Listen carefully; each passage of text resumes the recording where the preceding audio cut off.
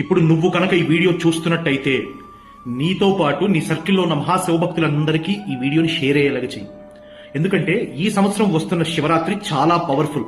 ఎందుకంటే మహాకుంభమేళ ఆఖరి రోజు, మహాశివరాత్రి వస్తున్న రోజు ఒకే రోజు. ఈ రోజు చేసే అభిషేకం అత్యంత శక్తివంతమైనది. 26వ తారీఖు అర్ధరాత్రి 12:03 లింగోద్భవ కాలం. ఇప్పుడు ఈ టైంలో మీరు అభిషేకం కనుక చేయగలిగితే ప్రయాగ్రాజ్ త్రివేణి సంగమంలో స్నానం చేస్తే పాపాలు ఎలా హరించిపోతాయో అలా హరించిపోయి అంతటి ఫలితాన్ని మీకు అందిస్తుంది. కాబట్టి 26వ తారీఖు అర్ధరాత్రి 12:03 మీ మొదటి అభిషేకం మొదలైపోవాలి. 12:03 మొదట మీ ఇంట్లో ఉన్న శివలింగానికి గాని లేకపోతే మీ దగ్గరలో ఉన్న గుడిలో ఉన్న శివలింగానికి గాని ఫస్ట్ వాటర్ తో చేసి, తర్వాత పాలతో, ఆ తర్వాత కంప్లీట్ పంచామృతాలతో అభిషేకం చేసి స్వామివారికి నైవేద్యం పెట్టి పూజను ముగించుకోండి. అయితే శివారాధన మొదలు పెట్టాలనుకున్న